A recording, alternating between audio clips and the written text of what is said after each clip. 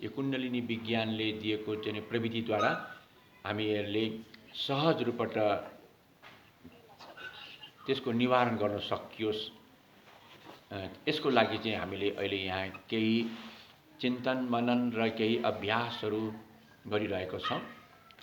र अगाडि मैले कपालभाती, त्यो पनि ध्वनिसहितको कपालभातीले कसरी हामीहरूको यो इम्युनिटी पावर, हाम्रो थाइमस ग्रन्थि, हार्मोन्स, थाइरोइड ग्रन्थि, अनि त्यस्तै गरी चाहिँ हामीहरूको चाहिँ मुटु, हाम्रो ब्लड सिस्टम, हाम्रो फोक्सो अक्सिजन सिस्टम, श्वास नली, अन्ननली, रक्तनली, केही हाम्रो स्टमक स्प्लिन पनि हुन्छ डाइजेस्ट सिस्टमको चाहिँ एउटा पेनक्रियास बाहेक। अब यी हाम्रो चाहिँ विशेष अङ्गहरूलाई हामीले त्यो ध्वनिसहितको कपालभाती, त्यो कपालभाती पनि थरक थरक हामीले चाहिँ ध्वनिसहितको कपालभाती, त्यहाँ मन्त्रसहितको, बिना मन्त्रको, अब यो हामीले धेरै तरिक जस्तो चाहिँ हामीले अब वैखरी मन्त्र जब हामी गर्छौँ त्यहाँ हामीले आवाजसहितको त्यहाँ मन्त्र हामी जस्तो रम यम कम खम गम घम ngम चम छम जम जम यम टम ठम, यसरी जब हामीले चाहिँ त्यो ध्वनिलाई मन्त्रसहितको चाहिँ मुखबाट हामी त्यसलाई चाहिँ आवाज निकाल्छौँ, यसले हामीहरूको यो वक्षस्थलभित्रको र पेटको जुन फोक्सोले हामीहरूको कार्बन टक्सिन विषादी तत्त्व निकाल्ने त उसले निकाल्छ, त्यो फोक्सोले मात्रै सबै निकाल्न सक्दैन।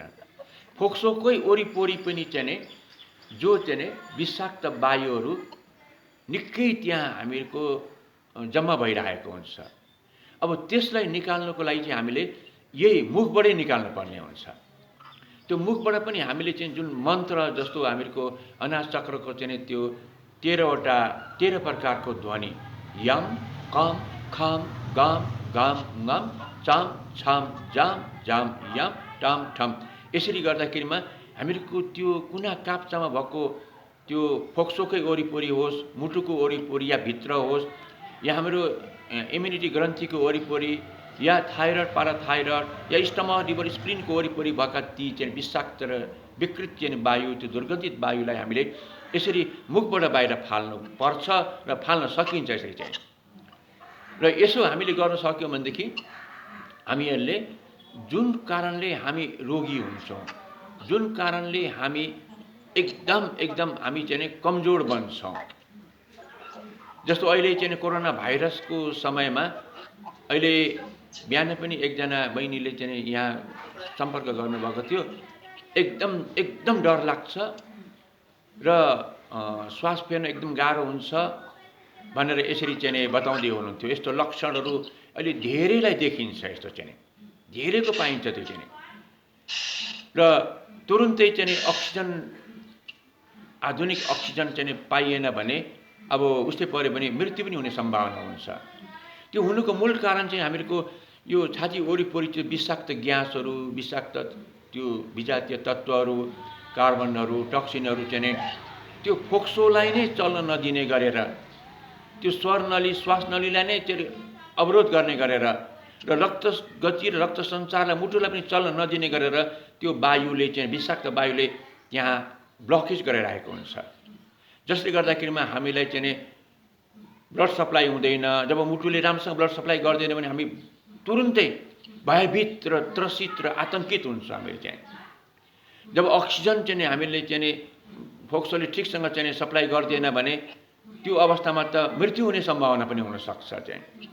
त्यस्तै गरी हाम्रो इम्युनिटी ग्रन्थि, थाइमस ग्रन्थिले ठिकसँग इम्युनिटी पावरको काम गर्दैन भने त्यस्तो बेलामा सानो सानो घटनालाई पनि प्रतिरोधै गरिदिँदैन।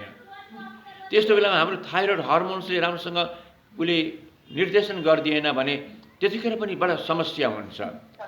त्यस्तै गरी हामीहरूको अग्नि तत्त्व जुन छ, त्यो अग्नि तत्त्व हामीहरूको चाहिँ मन्द भइदियो भने एकदम छिटो हामीलाई चाहिँ रुगा, खोकी, ज्वरो, अनि चाहिँ नि छातीमा इन्फेक्सनदेखि लिएर हामीहरूको अनि निमोनिया जस्ता चाहिँ घातक समस्या, र जहाँ जुन समस्याले गर्दाखेरिमा कोरोना भाइरसले एकदम छिटो चाहिँ एउटा बलियोभन्दा बलियो मान्छेलाई लडाइदिनु सक्छ। त्यो त्यस्तो हुनसक्छ।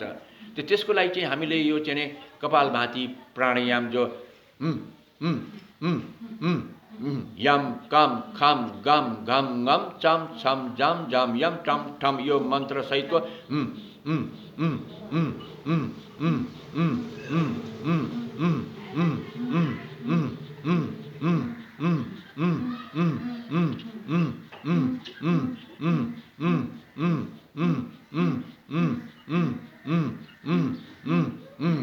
अब यसलाई अझ भित्र मध्यबिन्दुमा लान सक्यो भने अझ त्यो प्रभावशाली हुन्छ।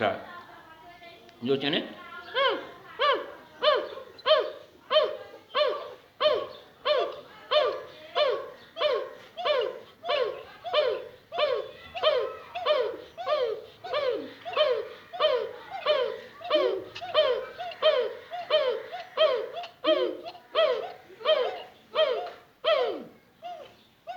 अब यसरी हामीले नाकबाट निकाल्दाखेरिमा फोक्सो भित्रको चाहिँ त्यो विकारहरू निकाल्ने हो, हामीले निस्किने हो त्यो चाहिँ। तर त्यो फोक्सोको वरिपरि भएको चाहिँ त्यो विषाक्त ग्यासहरू निस्किन त सम्भवै हुँदैन यसरी चाहिँ। त्यसो भएर अब त्यसको लागि हामीले के गर्नु पर्यो भने हामीले बैखरी मन्त्र अब यम कम खम घम घम घम चम छम झम झम यम टम ठम यम कम खम घम घम घम चम छम झम झम यम टम ठम यम कम खम घम घम घम चम छम झम झम यम टम ठम। यहाँ 13 प्रकारको ध्वनि भनेको 13 प्रकारको आकृति बनाएर त्यो श्वासको कुना काप्चामा भएको त्यो कहीँ चेप्टो, कहीँ तेर्सो, कहीँ ठाडो, कहीँ गोलो, कहीँ घुमेको, यस्ता विभिन्न आकृतिको चाहिँ ध्वनि बनाएर त्यो कुना काप्चामा भएको चाहिँ ती विजातीय तत्त्वहरू, टक्सिनहरू, कार्बनहरू, विषाक्त तत्त्वहरूलाई चाहिँ हामीले निकाल्न सक्छौँ। त्यसलाई चाहिँ अझ यसलाई हामीले भित्री गहिराइमा लिएर गयो भने अझ सशक्त बन्न सक्छ।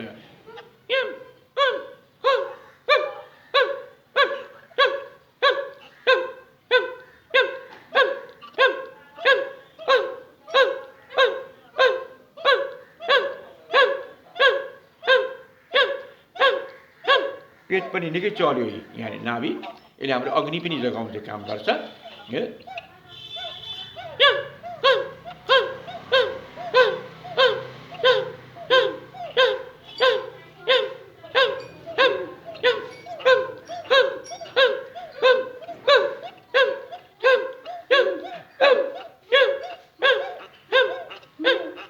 अब यसलाई हामीले अझै विशेष किसिमबाट निकाल्नु छ भने हामीले अब बक्स व्यायाम सहित पनि चाहिँ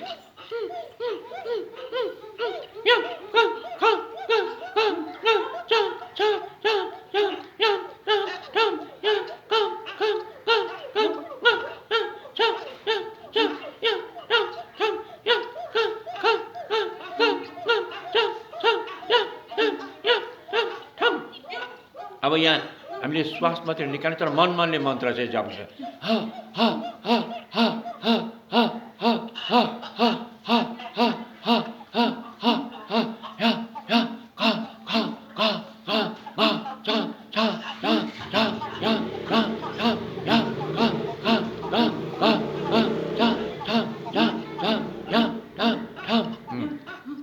यसरी हामीले त्यो भित्र चाहिँ मेडिकल साइन्सले पनि फ्री रेडिकल भनेर भन्छ। उनीहरूले त्यो यस्तो फ्री भएर चाहिँ त्यो अक्सिजन चाहिँ जुन कोशिकाले लिनुपर्ने अक्सिजन चाहिँ कोशिकाले नलिएर फ्री भएर हिँड्यो भने त्यसले त्यही कोशिकालाई चाहिँ त्यसले ड्यामेज गराइदिन्छ र त्यो ड्यामेज भएको कोशिकाहरू एउटै ठाउँमा जम्मा हुँदै हुँदै त्यसले ट्युमरको रूप लिन्छ र त्यो ट्युमर क्यान्सर बन्छ भनेर उनीहरूले यसरी परिभाषा गरेको पाइन्छ। त्यो त्यति खतरनाक हुन्छ जब त्यो विषाक्त ग्यासहरू चाहिँ हामीहरूको बाहिर निस्किन पाउँदैन र त्यो झन् एसिड बन्दै जान्छ। त्यसले त चाहिँ आफ्नो शरीरभित्रकै चाहिँ विशेष ग्रन्थीहरूलाई, कोशिकाहरूलाई, झिल्लीहरूलाई नष्ट गराइदिने काम गर्छ। र त्यस्तोलाई चाहिँ हामीले चाहिँ यहाँ यसरी नै हामीले होइन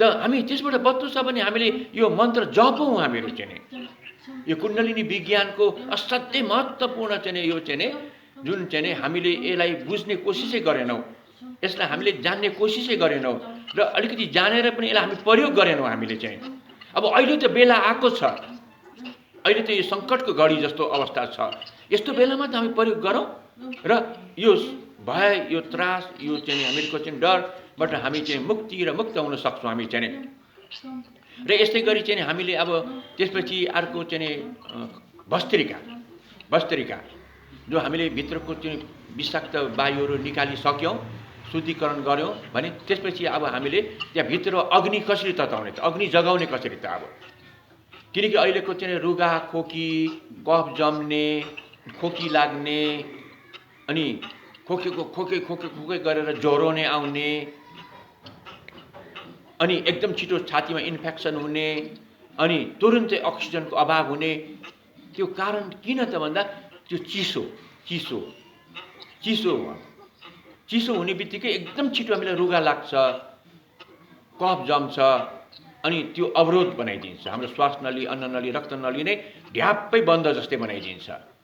त्यसको लागि हामीले यो ध्वनिसहितको भस्त्रिका, जो बाहिर श्वास जाँदाखेरिमा हम मन्त्र, भित्र श्वास आउँदाखेरि सो मन्त्र, हम सो मन्त्र जपिराख्ने।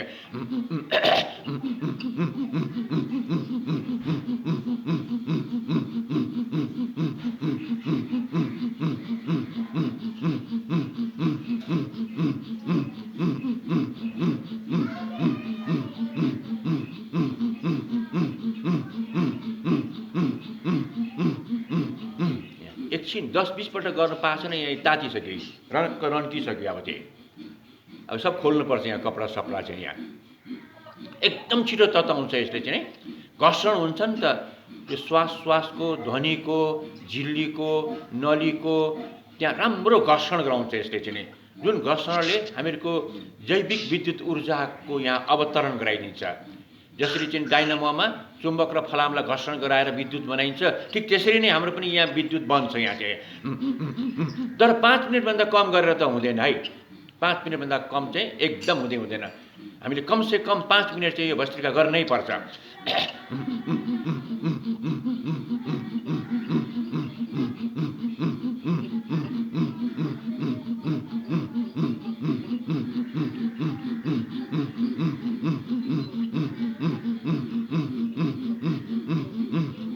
तपाईँले यो मन्त्र जोड्नु भएन भने तपाईँ अहिले 21मै आत्तिनु सक्नुहुन्छ, किनकि मनले अत्याइदिइहाल्छ।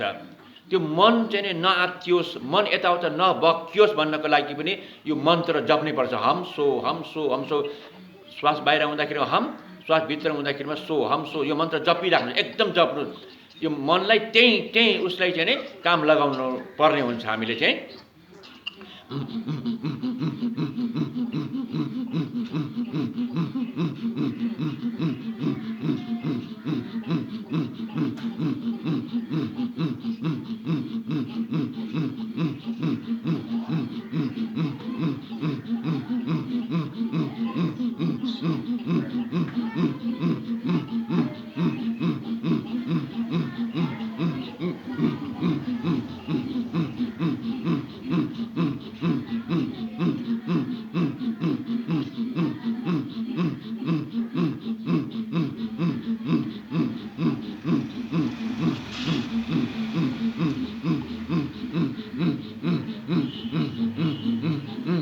घाँटी सुक्यो, मुख सुक्यो भने यो जिब्रोलाई फर्काउँछ। फर्काएर भित्र चाहिँ चक्लेट चुसे जस्तै चुस्नु, या माथि तालुमा त्यो जिब्रोलाई लगाइराख्नु त्यसै।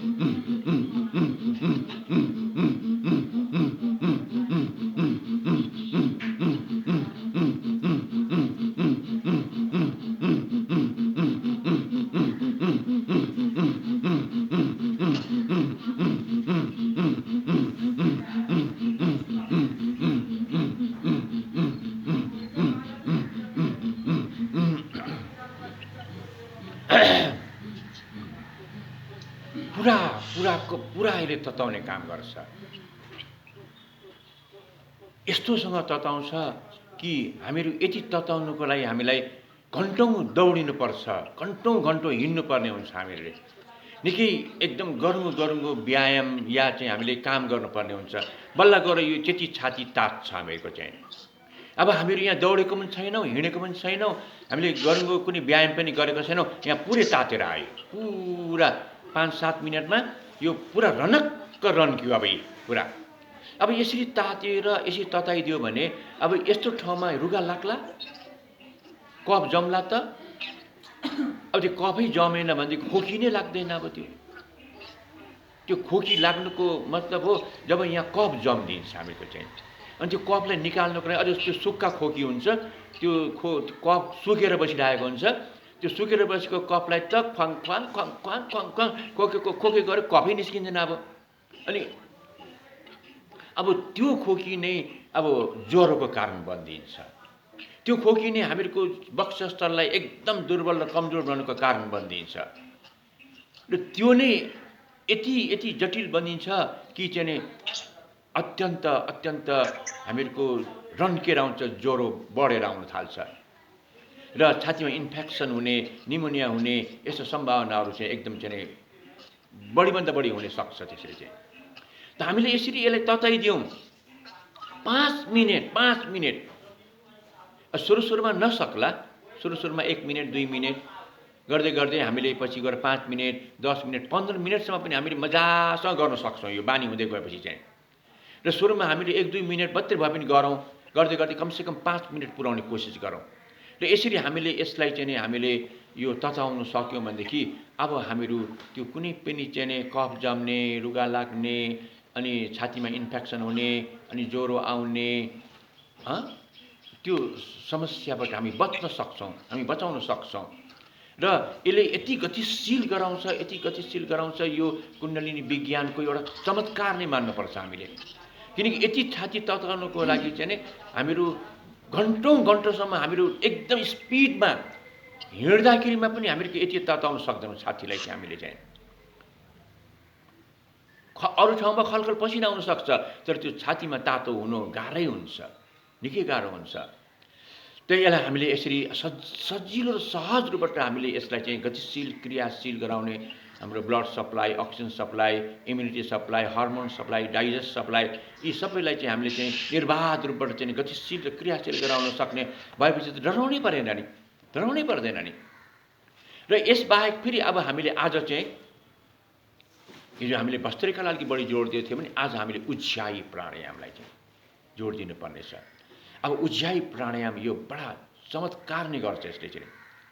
यो उज्जायी प्राणायाम गर्दाखेरिमा हामीले यहाँ पहिला त हामीले बन्द सम्बन्धित अलिकति बुझ्नै पर्छ। बन्द पहिला त मूल बन्द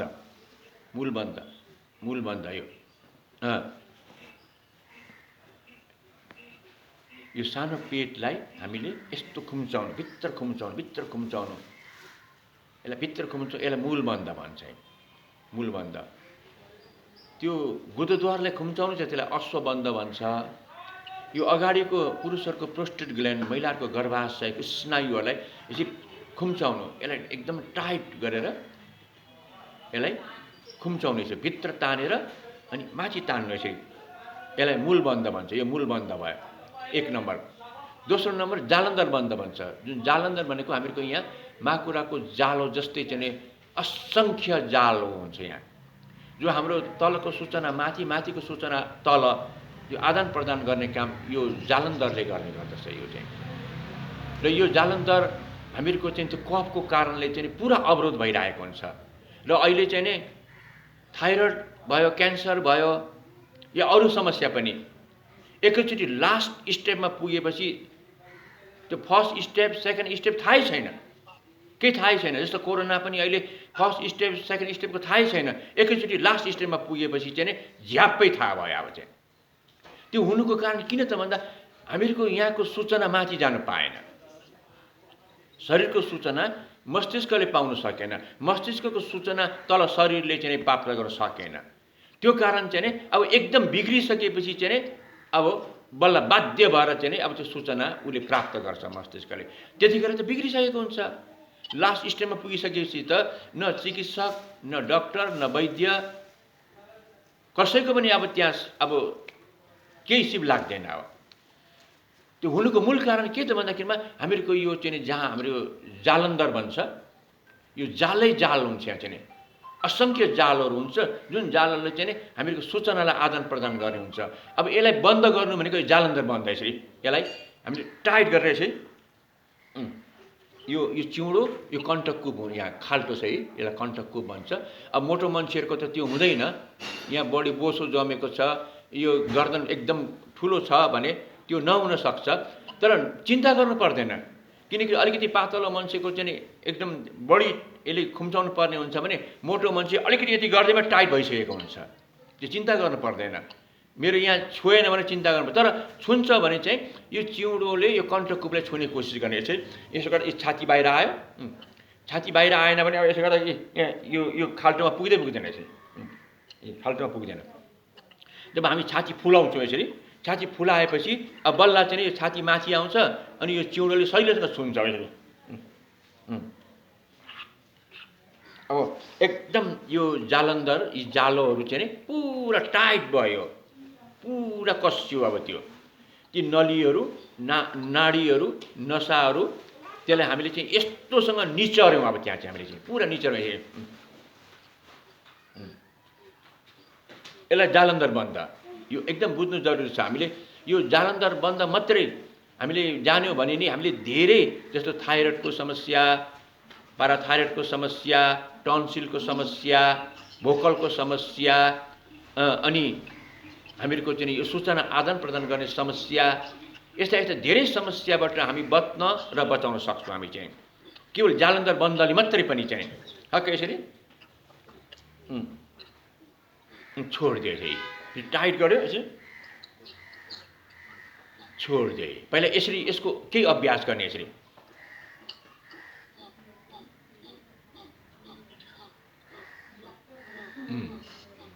अब एकपटक चाहिँ अब यहाँ बन्द गरेर अलिक कपाल भाँती गरौँ है त, ध्वनि सहितको यसरी।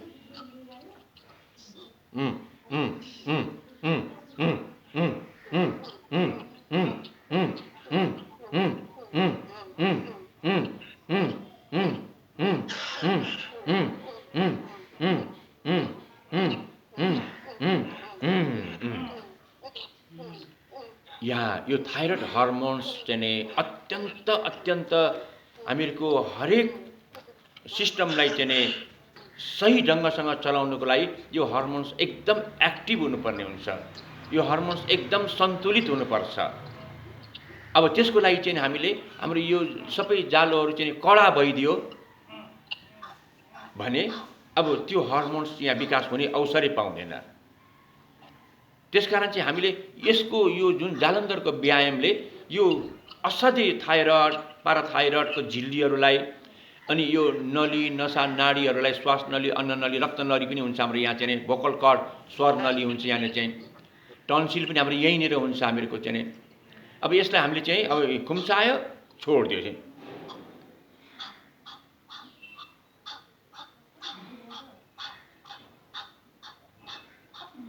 अब अलिकति लचिलो भएपछि अब हामी ध्वनि निकालौँ। अब ध्वनि सहितको कपाल भाँती हामीले यहाँ अब